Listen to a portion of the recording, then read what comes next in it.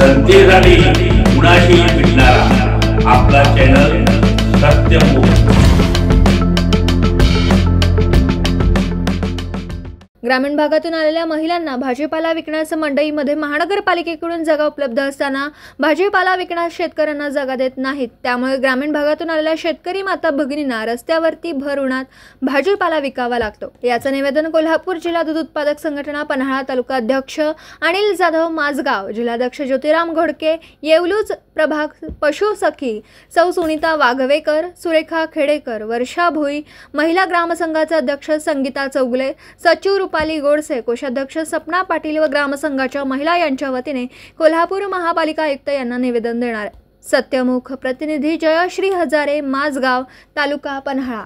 जनतेसाठी कुणाशीही भेटणारा आपला सत्यमुख। लाईक करा, शेअर करा आणि बेल आयकॉन ऑन करा। मित्रांनो, विसरू नका।